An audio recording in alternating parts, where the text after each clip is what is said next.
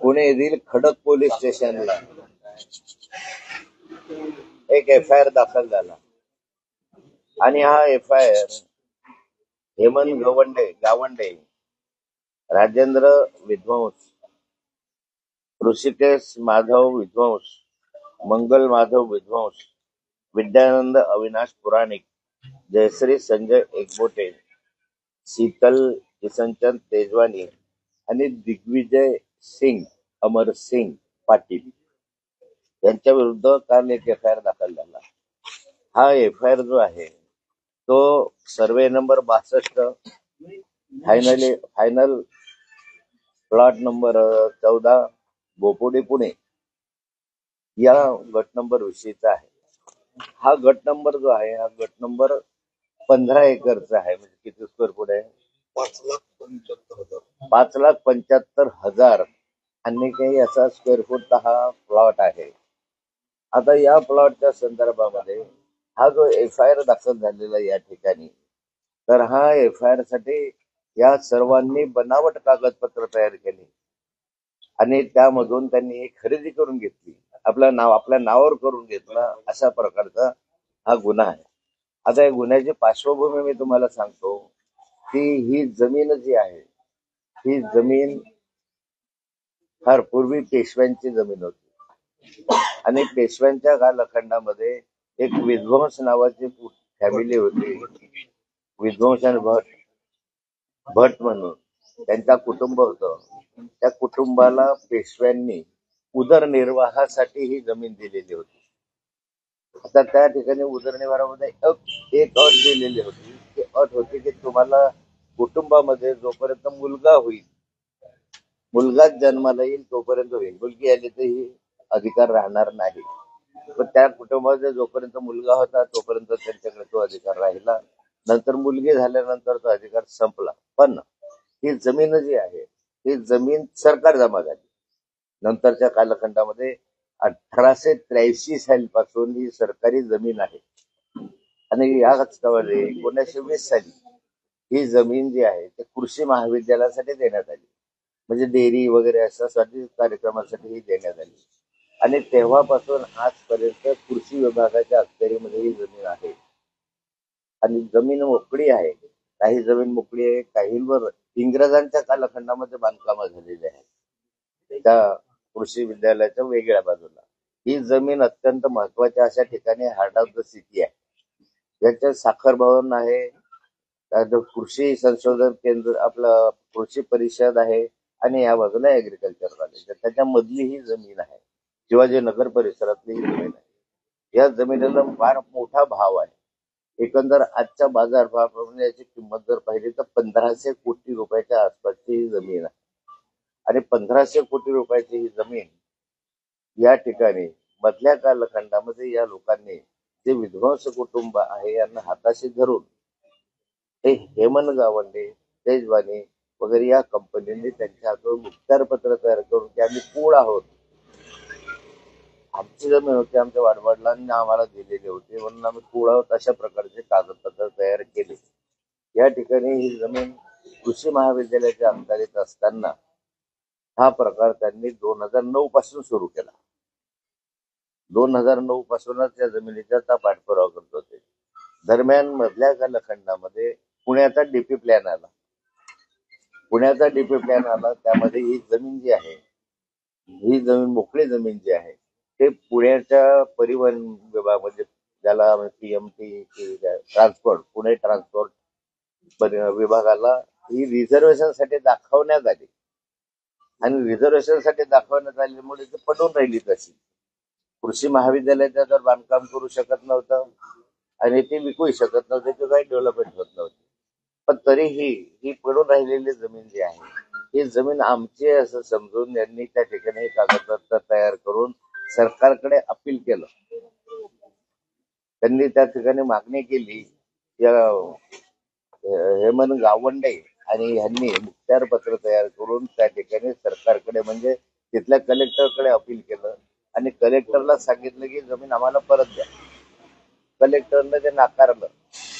जिल्हाधिकाऱ्यांनी नाकारल्यानंतर ते आयुक्तांकडे गेले आयुक्तांनी पण त्यांची परवानगी, ही सरकारी जमीन आहे, ही तुमची जमीन नाही म्हणून त्या ठिकाणी निर्णय दिला.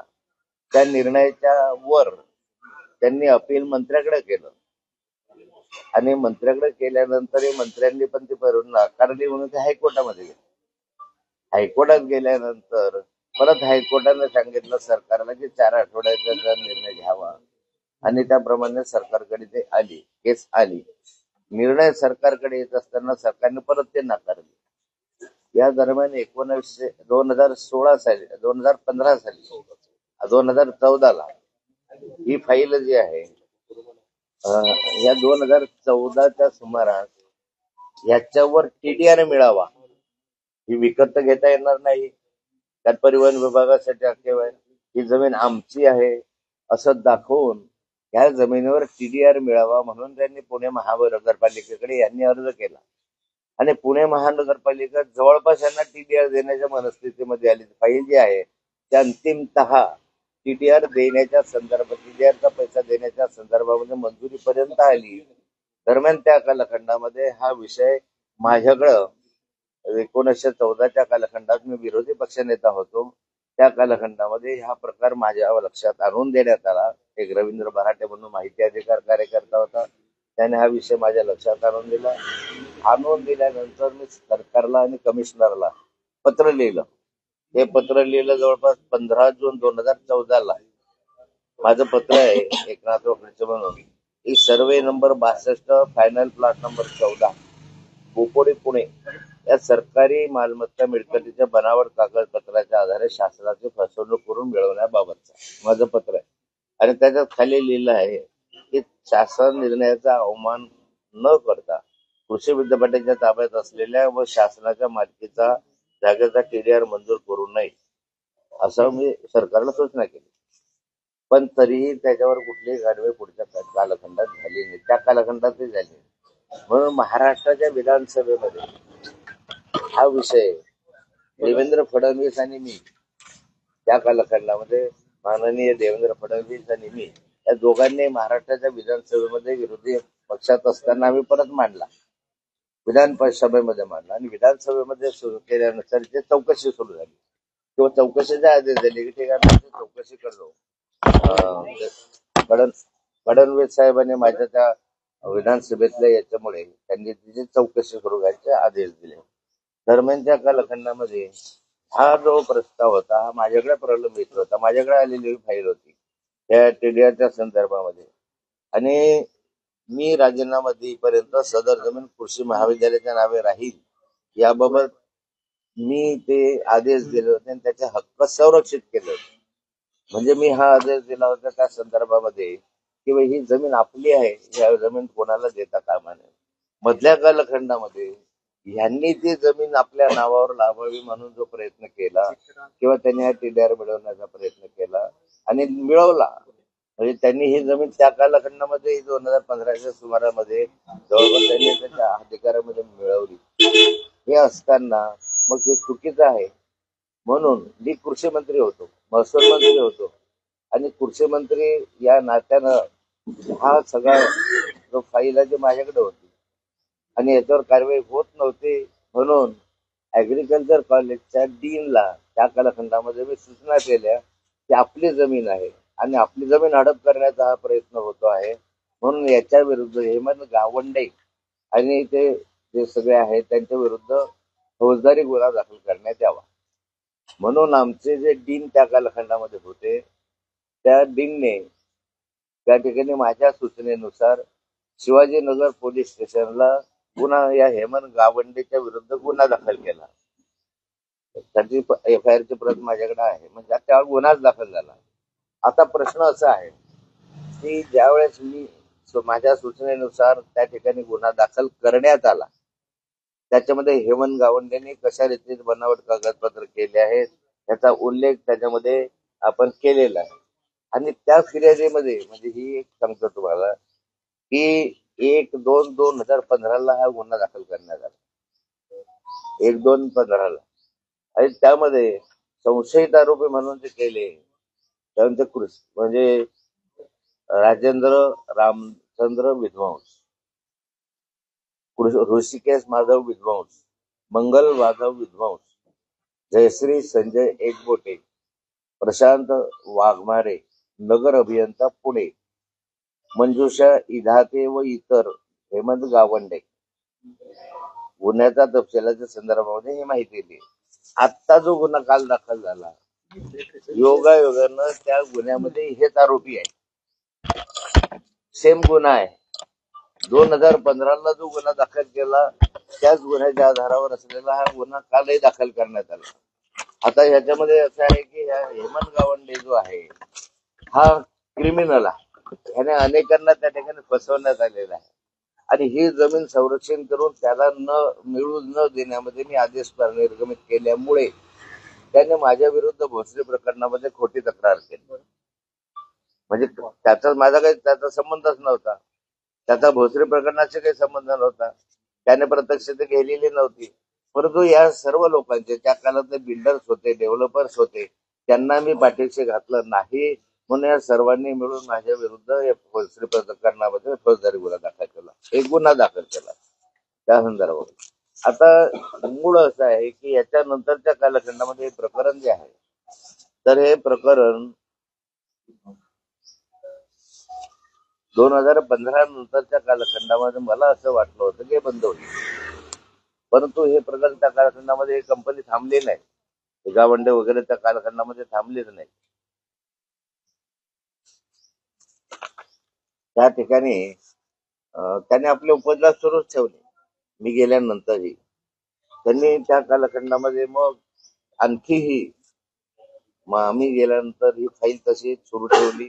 सुरू ठेवल्यानंतर मधल्या कालखंडामध्ये यामध्ये 2019 ला सरकार बदललं.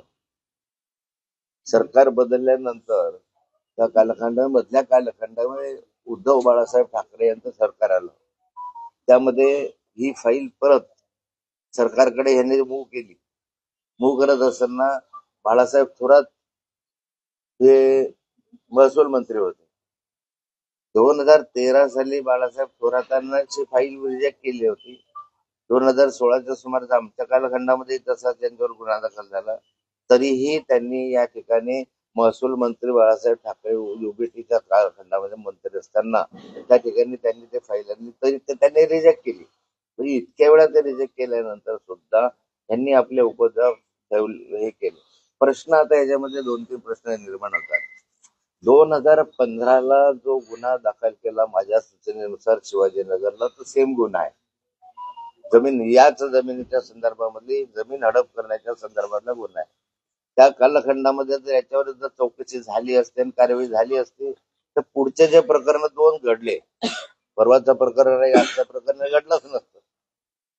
पण त्या कालखंडामध्ये या गावंड्यांना कुठलं तरी संरक्षण मिळत गेलं आणि याला अटक काही झाली नाही, या प्रकरणाची चौकशी झाली नाही. नंतर मी ज्यावेळेस राजीनामा दिल्यानंतर मी प्रत्यक्ष डीसीपीला आणि त्याच्या कमिशनरला मी स्वतः समक्ष जाऊन भेटलो होतो. शिवाजीनगर पोलीस स्टेशनला मी स्वतः गेलो होतो आणि स्वतः शिवाजीनगर पोलीस स्टेशनला चौकशी केली होती या प्रकरणाचं काय होत आहे. मी 3 वेळा स्वतः त्या ठिकाणी गेलो, पण ते याच्याकडे आहे त्याच्याकडे आहे अशी टोलवाटोलवी त्यांनी केली आणि कारवाई झाली नाही. आत्ता प्रश्न असा आहे की जर त्या कालखंडामध्ये कारवाई झाली असती तर जे प्रकरण आहे ते आणि आत्ताचं आज प्रकरण मी सांगतोय हे घडलंच नसतं. नंतर त्याच्यात काय आहे की पुढे या लोकांनी ही जमीन खरेदी करत असताना पुढच्या कालखंडातला हा विषय की हे सगळं करत असताना ह्यांना यश आलं नाही. सरकारच्या माध्यमातून यश आले नाही. सरकारने ह्यांना सहकार्य केलं नाही. दरम्यान ही फाईल जी आहे मधल्या कालखंडामध्ये सरकारकडे, मला वाटतं महसूल मंत्री कोण होता मला आठवत नाही, त्यांच्याकडे आल्यानंतर त्यांनी त्या जमिनीला स्टेटस को दिला. स्टेटस को म्हणजे आहे ती स्थिती कायम ठेवावी. आहे स्थिती काय होती, ही जमीन सरकारी जमीन आहे अशा स्वरूपाची ते आहे ती स्थिती त्या ठिकाणी कायम ठेवण्यात आली. आता यानंतरही हा जो हेमंत गावंडे आणि हे जे ग्रुप आहे, म्हणजे त्याला मी म्हणतो की ती काय महिलेचं नाव त्या शीतल केशन तेजवानी, हा ग्रुप आहे यांनी पॉवर ऑफ अटर्नी करून घेतली. या विध्वंस कंपनीकडनं ह्यांनी त्या ठिकाणी हेमंत गावंडेने आधी त्याची कोणती विजन की काय ती कंपनी होती त्याच्या नावानं पॉवर ऑफ अटर्नी केली होती. नंतर तीच पॉवर ऑफ अटर्नी ह्यांनी या तेजवानीच्या नावानं करून घेतली, तेजवानी ग्रुपच्या नावानं करून घेतली. आता ह्या ग्रुपच्या नावानं काही करत असताना त्यांनी परत तहसीलदार येवले म्हणून ज्या ठिकाणी आहे खडकपाड्याला, त्या खडकपाड्याच्या तहसीलदारकडे अपील केलं की हे आमचे पॉवर पॅटर्नने आम्ही याचं कूळ आहोत आणि हे आम्हाला कूळ म्हणून आम्हाला ही जमीन परत देण्यात यावी. येवले नावाच्या तहसीलदारने त्याची वास्तविक बदली जी झाली होती ती 2024ला झाली. म्हणजे निवडणुका संपल्यानंतर त्या ठिकाणी त्याची बदली करण्यात आली. आता या प्रकरणाचे तुम्ही क्रोनॉलॉजी पहा. सरकारकडे न्याय मिळाला नाही, माझ्याकडे आले, मी दिला नाही, थोरात साहेबांकडे गेले, थोरात साहेबांनी दिला नाही. म्हणजे न्याय मिळाला म्हणजे सरकारी जमीन आहे ना, तुमची कशी होऊ शकेल? पण सरकारने सरकारची जमीन ठेवण्याच्या त्याला मी स्वतः ही जमीन संरक्षित करण्याचा प्रयत्न केला, मी स्पष्टपणे केली. म्हणून माझ्या विरुद्ध त्यांनी ह्या सगळ्या तक्रारी आणि हे जे सगळं प्रकरण घडलं भोसरीच्या प्रकरणात, त्याचं मूळ जे आहे ते याच्यामध्ये मूळ आहे. त्यांनी ह्यांना कुणालाही मी थारा दिला नाही, नंतरच्या कालखंडामध्ये कुणीही थारा दिला नाही. म्हणून ह्यांनी या ठिकाणी मग पद्धतशीरपणे या 2024ला मला संशय आहे की मुद्दामहून या येवले नावाच्या तहसीलदारची कुणीतरी बदली करून आणली. आता हा येवले नावाचा तहसीलदार त्या ठिकाणी आल्यानंतर ही जी जमीन आहे ही आमची जमीन आहे, आम्ही कूळ आहोत आणि ती जमीन आम्हाला मिळावी अशा स्वरूपाचा अर्ज त्यांनी या येवले नावाच्या तहसीलदारकडे केला. शहरी भागामध्ये म्हणजे नगरपालिका महानगरपालिका भागामध्ये कूळ लागतच नाही, कायद्यानंच कूळ नसतं. तरीही हे येवलेंनी त्या ठिकाणी यांची मालकी आहे असं दाखवून ही जमीन जी आहे ही जमीन पूर्णपणे म्हणजे हा तरी सूर्यकांत येवले तहसीलदार पुणे शहर यांनी 12/2/2024 रोजी आणि 1/7/2025 रोजीच्या दरम्यान आपले अधिकार पदाचा गैरवापर करून पुणे शहरामध्ये कूळ वहिवाट व शेतजमीन अधिनियम 1948चा अंमल महानगरपालिका क्षेत्र लागू नसतानाही मौजे बोपोडी तालुका पुणे शहर येथील सर्वे नंबर 62 चे 4 हेक्टर 97 आर हेक्टर 38 आर एकूण क्षेत्र 5 हेक्टर 35 आर ठराव सहित 83 पासून ऍग्रिकल्चर डिपार्टमेंट खात्याचे म्हणजे शासनाच्या ताब्यात वहिवाटीत असताना सुद्धा सदर जमिनीचे मालक व कब्जेदार सदरी खात्याकडे म्हणजे शासनाच्या आपल्या ऍग्रिकल्चर डिपार्टमेंटचे नाव असल्याबाबत वरिष्ठांनी स्पष्ट आदेश पारित केले असतानाही सदर जमिनीचा अपहार करून जमिनीवर विजन प्रॉपर्टी कुटुंब प्रमुख म्हणून अर्जदार हेमंत गावंडे व इंदिरा मेमरीज प्लॉट नंबर 1 पाणेर या सर्वांनी ती लावून घेतली. याच्यामध्ये जी जमीन लावून घेतलेली आहे नियम बाह्य या तहसीलदारने त्या ठिकाणी ऑर्डर केलेली आहे. आता जो एक तहसीलदार आहे मामूली, एक तर त्याला मुळामध्ये अधिकार नव्हता, पण त्याने एक कलम शोधून त्या ठिकाणी केलं. प्रश्न आता कालच्या संदर्भामध्ये असा आहे या जमिनीच्या संदर्भामध्ये की एकतर ह्याला कूळ कायदा शहरामध्ये लागू नाही, तहसीलदारने त्याचा आधार घेऊन ही जमीन त्याच्या मालकीची करून टाकली. ही सरकारी जमीन आहे, ती त्याच्या मालकीची केलेली आहे आणि ह्यामधून त्यांनी ती जमीन ट्रान्सफर करून घेतली. आता ह्यामध्ये जी आणखी एक शेवटचं नाव दिसत आहे ते दिग्विजय सिंग अमरसिंग पाटील अशा स्वरूपाचं नाव आहे.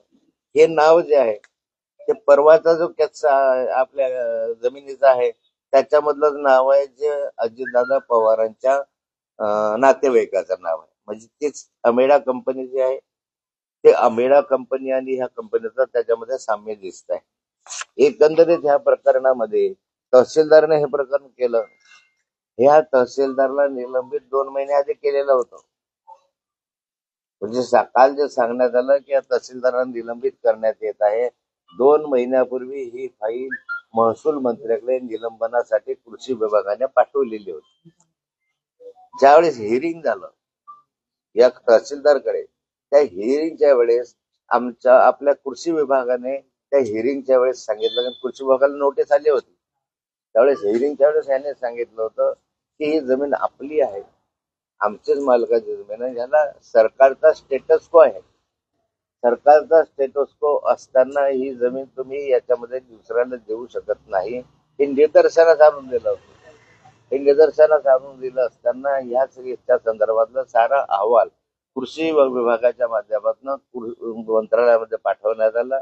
त्या मंत्रालयाच्या माध्यमातून महसूल विभागाकडे याच्यावर कारवाई करावी तहसीलदार निलंबनाची म्हणून ते 3 महिन्यापूर्वी फाईल मंत्रालयामध्ये पाठवण्यात आली. आता 3 महिन्यापूर्वी या येवले नावाच्या तहसीलदाराची फाईल की याला या ठिकाणी निलंबित करण्यात यावं असं असताना सुद्धा ती फाईल मंत्रालयामध्ये प्रलंबित राहण्याचं कारण काय? महसूल विभागाकडे ही फाईल प्रलंबित राहण्याचं कारण काय? जर ह्याला 2 महिन्यापूर्वी या येवलेला निलंबित केलं असतं तर हा व्यवहार परवा जो झाला तो झाला नसता, किंवा तो आधी झाला तोही झाला नसता. म्हणजे आधीची जमीन बोपोडीची या आपल्या जे परवाची जमीन आंबेडाने घेतलेली जमीन जी आहे, जी बॉटॅनिकल गार्डन साठी घेतलेली जमीन आहे, तीही जमिनीचा व्यवहार झाला नसता आणि या कृषी महाविद्यालयाच्या जमिनीचाही व्यवहार झाला नसता, कारण हा तहसीलदार सस्पेंड झालेला असता. आता या ठिकाणी असं आहे की या तहसीलदारने या ठिकाणी कारवाई केली. ह्याच्यामध्ये सारेचे सारे जे क्रिमिनल आहेत ते हेमंत गावंडे वगैरे सहित आहे.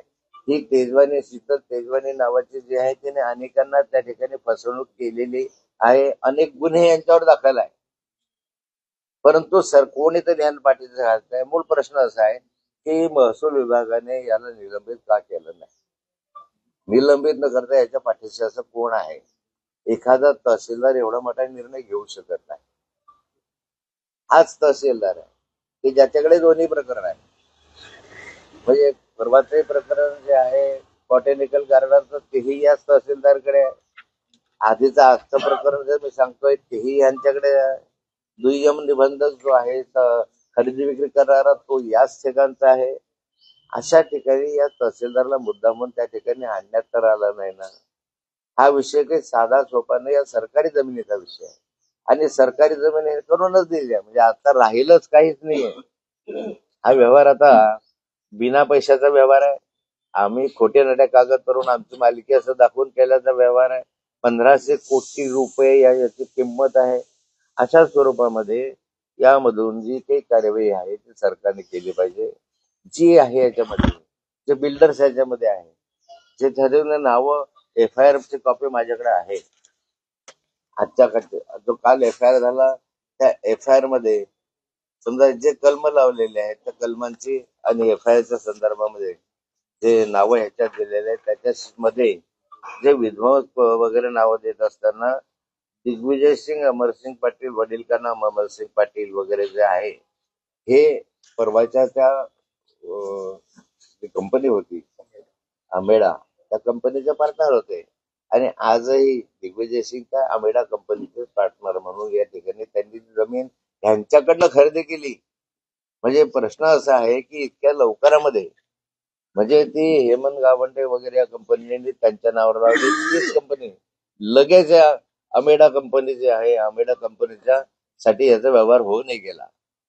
म्हणजे सरकारी जमीन परस्पर विकण्याचा व्यवहार या ठिकाणी जो पार पडलेला आहे, तर ही सरकारी जमीन या ठिकाणी जी घेतलेली आहे त्याची पूर्ण चौकशी करण्याच्या आधी मी कालही सांगितलं त्याप्रमाणे की एवढी हिंमत तहसीलदार करू शकत नाही, दुय्यम बंद करू शकत नाही.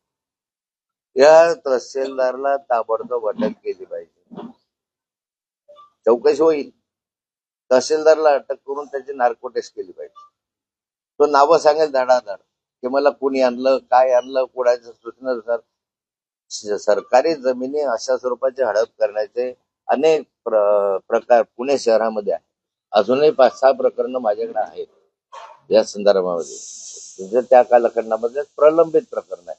त्याच्या संदर्भामध्ये आदरणीय देवेंद्र फडणवीस, मी स्वतः विधानसभेमध्ये आवाज उठवलेला आहे. आता तर माननीय मुख्यमंत्री देवेंद्रजीच आहे आणि हे प्रकरण त्यांनीच विधानसभेमध्ये माझ्या मदतीने उपस्थित केलेलं आहे. त्यामुळे माझी विनंती आहे सरकारला की या संदर्भामध्ये संपूर्ण सखोल चौकशी झाली पाहिजे. हा व्यवहार रद्द झाला पाहिजे, ताबडतोब व्यवहार रद्द झाला पाहिजे आणि ह्याच्या माध्यमातून जे काही असतील त्यांच्यावर फौजदारी कार्यवाही केली पाहिजे. एक की या संदर्भात 2015ला जर आम्ही FIR दाखल केलेला आहे तर त्या 2015च्या FIR नुसार त्याच्यावर कारवाई करण्यासाठी विलंब कुणी लावला. तो विलंब झाला म्हणजे अजूनही कारवाई झाली नाही. 2015च्या FIRच्या संदर्भामध्ये या क्षणापर्यंत त्या हेमंत गावंडेंवर कारवाई झाली नाही. ती जर झाली असते ते सगळे प्रकरण आले नसते, कोणत्याच प्रकरण समोर आले नसते, एवढ्या जमिनी आपल्या त्या ठिकाणी वाचल्या असत्या. त्यामुळे 2015ला आम्ही जो FIR दाखल केला त्या FIRची चौकशी का करण्यास उशीर का केला, कारवाई करण्यात एवढे वर्ष कुणी लावले हा एक भाग. कारण त्याला मोकाट रान सुटलं. आणि दुसरं, सरकारी जमिनी वारंवार पुणे शहरामध्ये अशा रीतीने हडप करण्याचे जे प्रयत्न चालू आहे तर या ठिकाणी सरकार काही प्रतिबंध घालणार आहे की नाही, याची ताबडतोब चौकशी करावी. मोठ्या प्रमाणामध्ये सरकार चौकशी करेल. चौकशी रेकॉर्डवरच आहे, त्यामुळे चौकशी करण्यासाठी फार विलंब लागू नये. पण यामध्ये जे अधिकारी आहेत, ज्याच्यामध्ये जे पोलीस अधिकारी दोषी आहेत, याच्यामध्ये जे रेव्हेन्यूचे अधिकारी दोषी आहेत, यांच्या विरुद्धही ताबडतोब कार्यवाही करावी. आणि जर याच्यामध्ये ही दिग्विजय सिंग यांची ही असेल तर नेमकं ह्याचा कुणाशी संबंध आहे, कोण राजकीय व्यक्ती याच्या संबंध पाठीशी आहे, कुणा राजकीय व्यक्तीच्या संरक्षणामुळे सगळं झालंय हे जनतेसमोर आलं पाहिजे.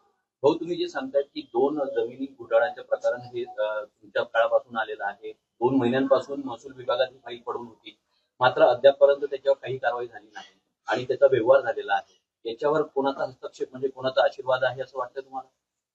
असं म्हणायला वाव आहे. आता त्याला काल निलंबित केलं अशी घोषणा देवेंद्रजींनी केली.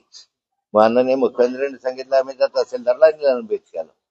आता निलंबित का केलं? पण ती फाईल 2 महिन्याआधीची आहे. तुम्ही कालच्या काल या व्यवहारासाठी निलंबित नाही केलेलं.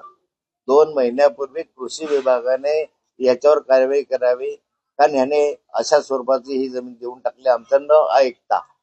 कृषी विभागाने स्पष्टपणे अभिप्राय दिला होता, कारण त्यांना साक्षीला बोलवलं होतं यांच्यासाठी. त्यावेळेस त्यांनी सांगितलं ही जमीन आमची आहे. या जमिनीच्या विषयी 2015ला FIR दाखल केलेला आहे. या जमिनीला मंत्रालयामधून स्टेटस कोड गेलेला आहे. ही सगळी वस्तुस्थिती मांडली असताना सुद्धा तहसीलदारनं निर्णय घेतला आणि म्हणून त्याच्या आधीच कृषी विभागाने हा प्रस्ताव मंत्रालयात पाठवला होता. मंत्रालयामध्ये हा प्रस्ताव जवळपास 3 महिने प्रलंबित राहिला. 2 महिने प्रलंबित राहिले. हा प्रस्ताव गेला असता आणि त्याच वेळेस ताबडतोब त्याचं निलंबन 2 महिने आधी झालं होतं. मंत्रालयामध्ये 2 महिने हा प्रलंबित होताच. त्याच वेळेस जर निलंबित झालं असतं तर त्याला पुढे वावच मिळाला नसता. हे प्रकरण नोंदी करणं किंवा काही करणं, जाणीवपूर्वक हेतू पुरस्कार त्या ठिकाणी याचं निलंबन 2 महिने थांबवण्यात आलं. आणि मग आता हे सगळे व्यवहार झाल्यानंतर त्याला निलंबित करण्यात आलं. ही गोष्ट अत्यंत गंभीर आहे.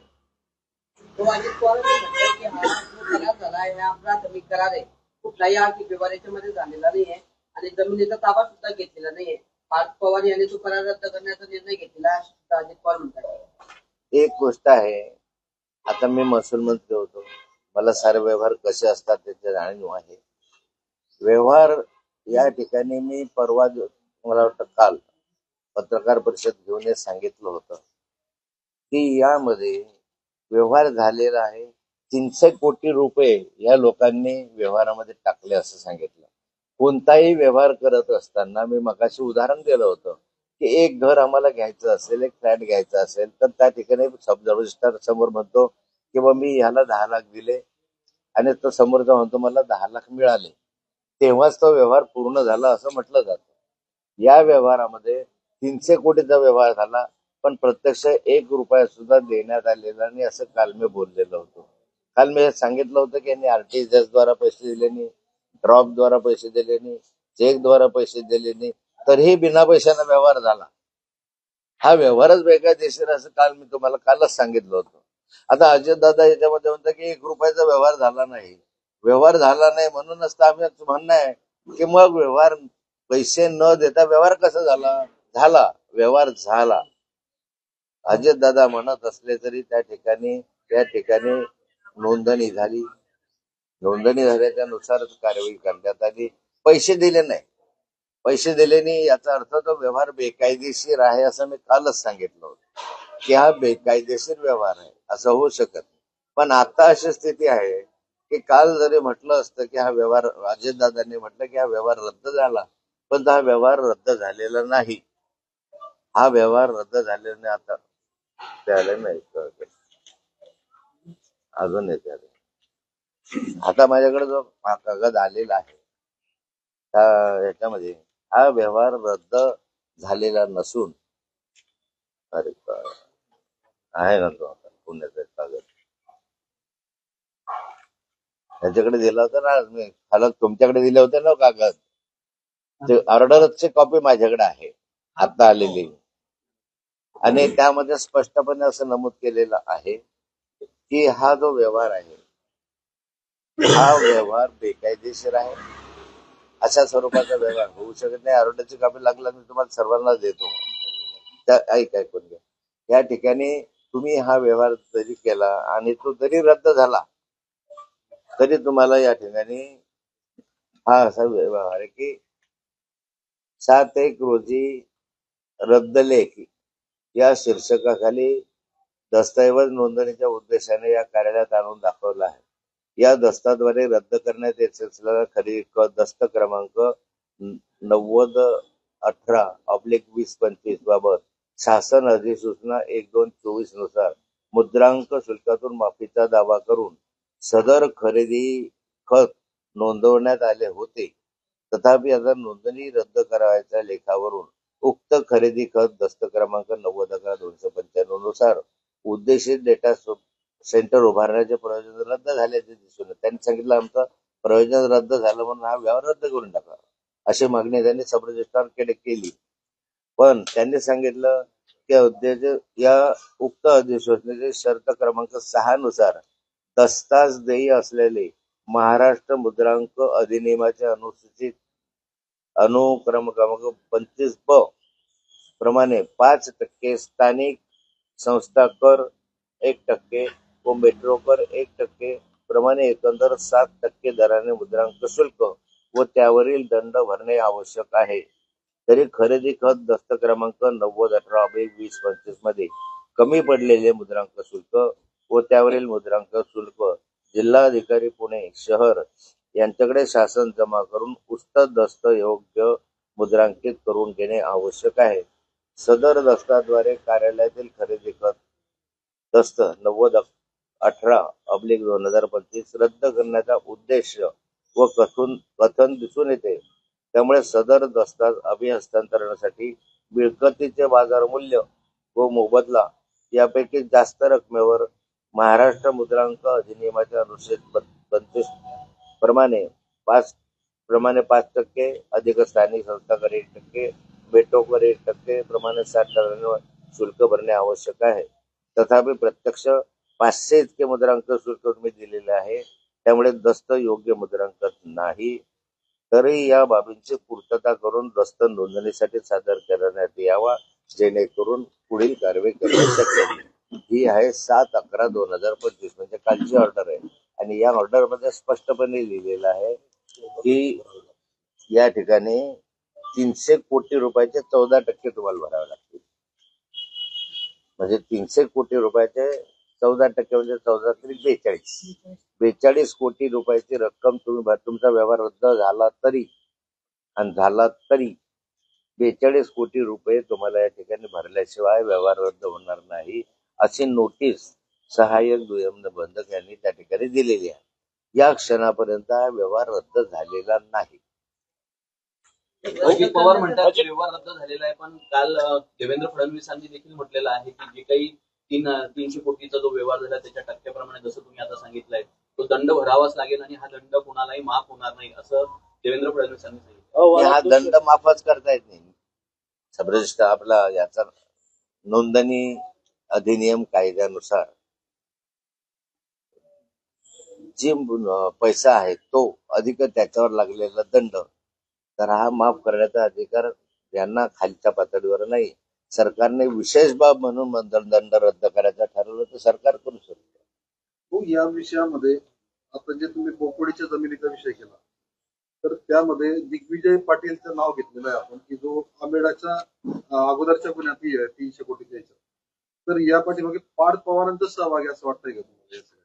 हे चौकशीमध्ये पुढे ज्या अर्थी दिग्विजय सिंगांचं नाव त्याच्यामध्ये आहे तर त्यांची कंपनी म्हणजे ह्या व्यवहार जो झालेला आहे माझ्या माहितीप्रमाणे अजून कन्फर्मेशन माझ्याकडे आता येईल हा व्यवहार जो करण्यात आला म्हणजे जमीन घेतली जमीन गावंड्यांच्या नावानं म्हणजे मुखत्यारपत्राद्वारे त्या ठिकाणी लावण्यात आली ती जमीन लगेच या अमेडा कंपनीने त्या ठिकाणी मुखत्यारपत्राद्वारे विकत घेतली असं माहिती आहे आता अमेडा कंपनीने घेतली की नाही घेतली याचं माझ्याकडे आता अजूनपर्यंत माहिती आलेली नाही पण ती मला आता मिळणार आहे आता येईलच माझ्याकडे माहिती की कुणी घेतली पण यांच्याशी तो व्यवहार झालेला आहे आणि त्यांनी ते विकली पण म्हणजे हा. या सगळ्यामध्ये एक मिनिट हा.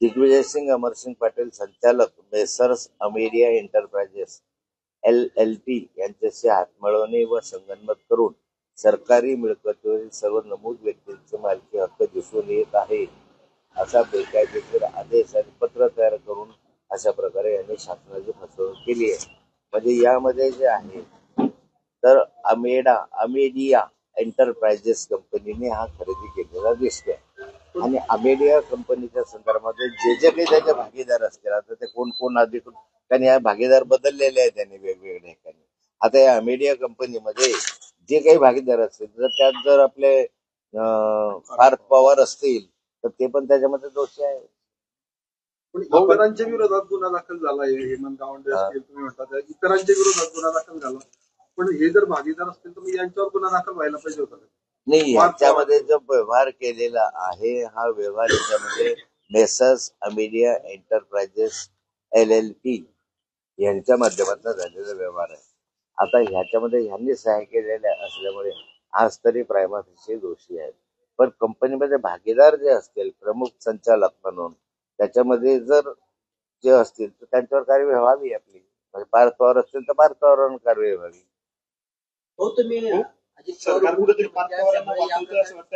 उपमुख्यमंत्री असल्यामुळे या प्रकरणाची पारदर्शक चौकशी होणार नाही असं तुम्ही म्हटलं होतं अजित पवारांनी त्याच्यावर खुलासा असा केला आहे की अजित पवार म्हणतात की या प्रकरणाशी माझा अथवा माझ्या कार्यालयाचा कुठल्याही पद्धतीने सहभाग नाही या संदर्भात कोणतीही मदत हस्तक्षेप किंवा फोनवर संवाद माझ्याकडून किंवा माझ्या कार्यालयाच्या माध्यमातून झाला नाही उलट या प्रकरणाची चौकशी शासनाच्या नियुक्त समितीमार्फत करावी आणि जे सत्य असेल दोषी आढळल्यास त्याच्यावर कारवाई करावी असं अजित पवारांनी म्हटलं म्हणूनच मी काल असं म्हटलं की प्रत्येक जण नाहीच म्हणणार आहे परंतु यामध्ये जर सत्यता शोधायची असेल तर हे जे दोन लोक आहेत मुख्य दुय्यम निबंधक खरेदी आणि दुसरा जो आहे तहसीलदार या दोघांचे जर तुम्ही नार्को टेस्ट केली तर ते सत्य बाहेर येईल नाही तर पोलिसांसमोर त्यांना नेलं आणि पोलिसांना विचारलं तुमच्यावर कुणाचा दबाव आहे का कुणी तुम्हाला सांगितलं का अजितदादांनी सांगितलं एकनाथ खडसेंनी सांगितलं तो कशाला सांगणार आहे तो कसं सांगेल यांच्या विरुद्ध की हो मला फोन आला तर बरं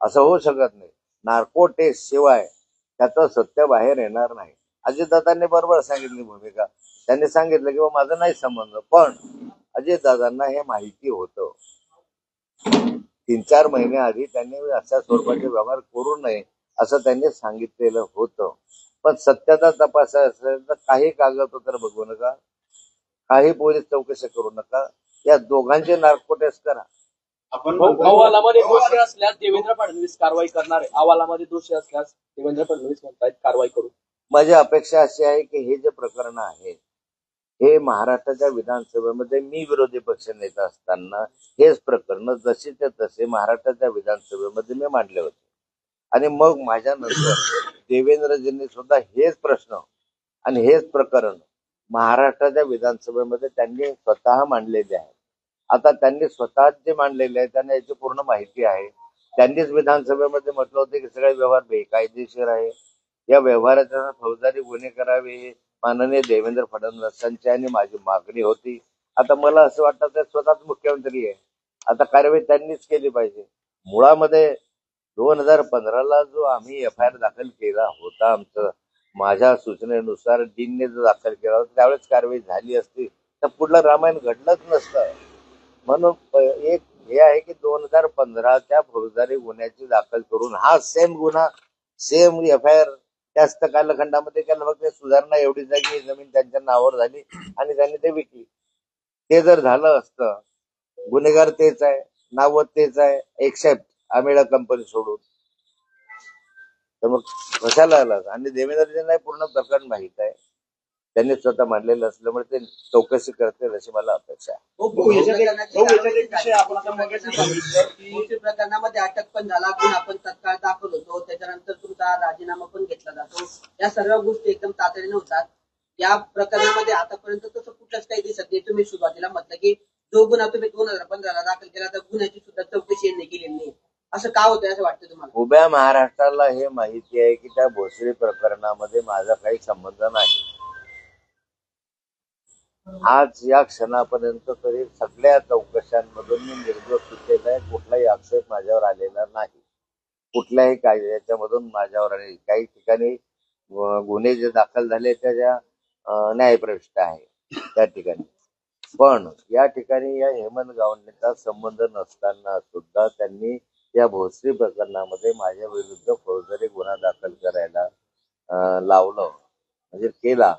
याच्या मागे कोण होतं? हेमंत गावंडेच्या मागे 2015 याच्या विरुद्ध गुन्हा दाखल केला की हा फ्रॉड माणूस आहे आणि आमची जमीन हडपण्याचा प्रयत्न केला.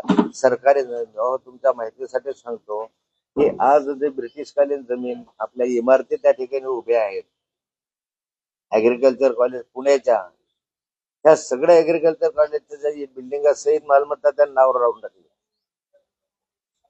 म्हणजे सरकारी जमिनीच्या ब्रिटिशांच्या कालखंडामध्ये बांधलेल्या हेरिटेज इमारती आहे ते सुद्धा बनावट कागद करून यांनी त्या ठिकाणी करण्याचा प्रयत्न केला होता आणि त्याचा गुन्हा मी दाखल केला होता, पण त्याची चौकशी झाली नाही.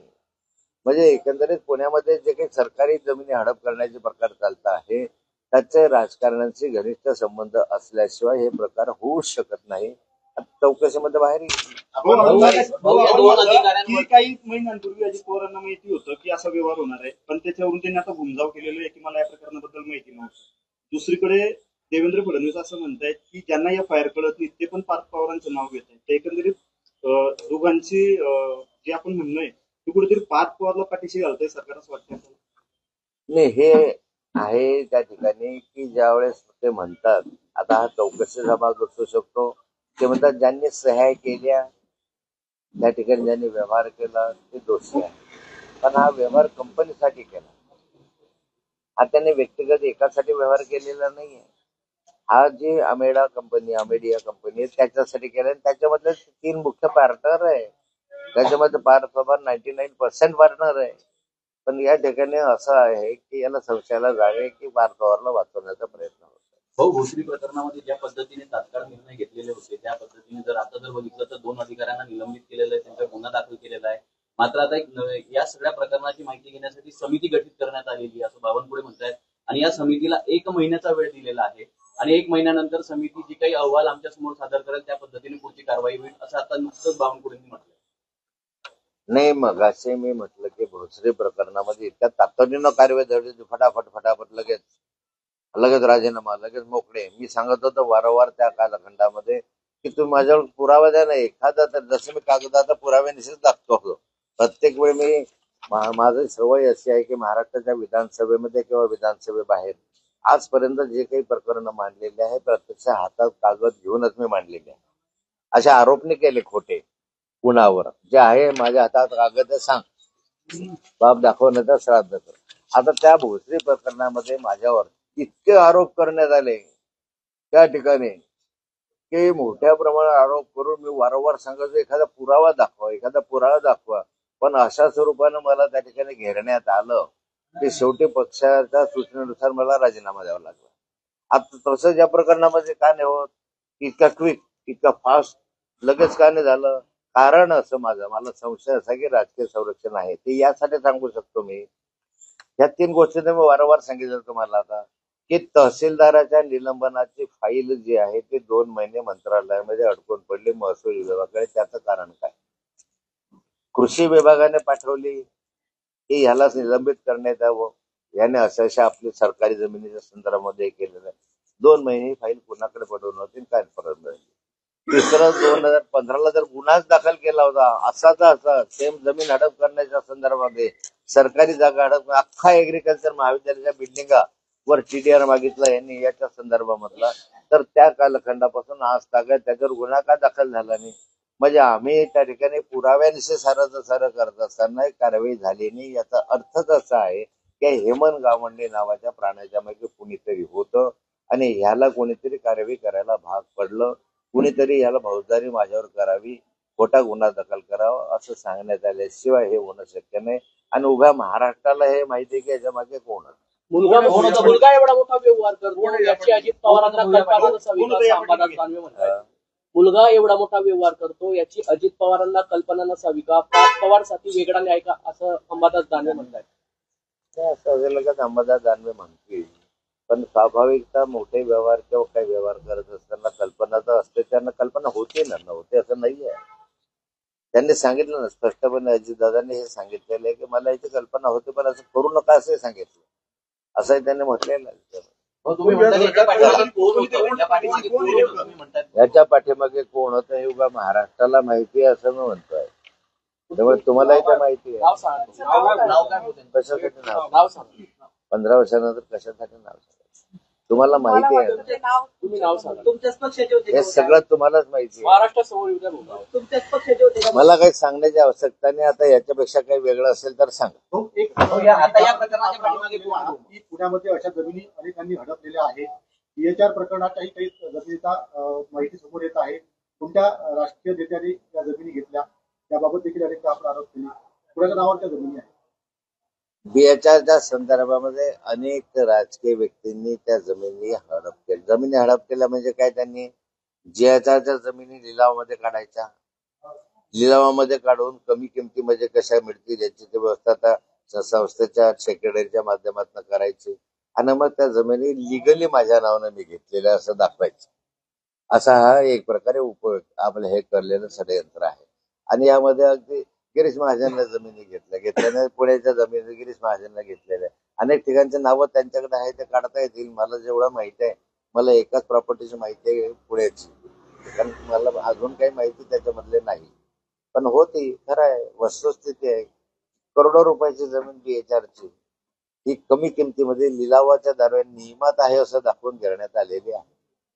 आपण म्हणताय चला आपण दुसरीकडे वळू नका. आता आशिष शेलार असं म्हणतायत की या प्रकरणात अजित पवारांना जाणून बुजून बोललं जातंय, हा आरोप निराधार आहे.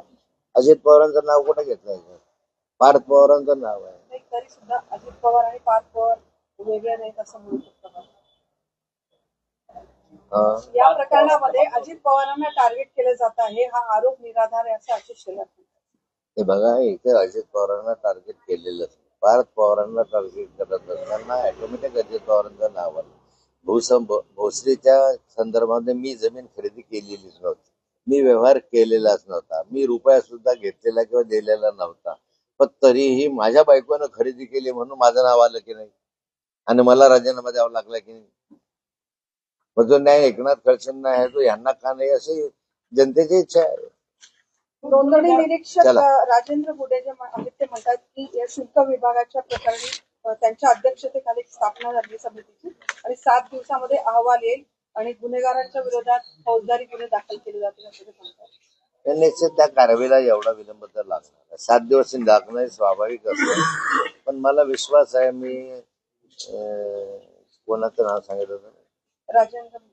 राजेंद्र मुठे. मला त्या अधिकारीची माहिती आहे, कारण ते जळगावला होते. त्यामुळे निश्चित ते त्याच्याविरुद्ध कारवाई करणार, योग्य कारवाई करणार. हो, हे प्रकरण आहे भाऊ, हे प्रकरण समोर आलं, पुरावे आले, या सगळ्या गोष्टी पण समोर आल्या. त्याच्यानंतर अजित पवार म्हणतायत की हा जो आता ते सोडून द्या ना, हा प्रकरण नवीन आहे ना. हेच प्रकरण ते रद्द करण्याचा निर्णय घेत आहे, म्हणजे समोर आल्यानंतर आता रद्द केलं. तुम्ही गल्लत करू नका. कालचं प्रकरण वेगळं होतं, आजचं प्रकरण वेगळं आहे.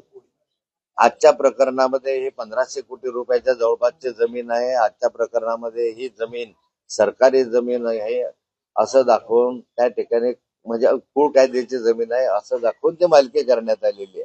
वास्तविक ही सरकारी जमीन आहे. सरकारी जमिनीची विक्री सुद्धा झालेली आहे, नावावर सुद्धा लागून गेलेली आहे.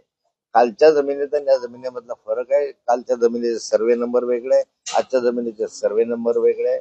कालच्या जमिनीमधले जे विध्वंस वगैरे नाव होते, याच्यामध्ये सारेचे नावं वेगळे आहे. आणि त्यामुळे या जमिनीचा घोटाळा वेगळा आहे. अशा जवळ 5-6 घोटाळे त्या ठिकाणी आहे.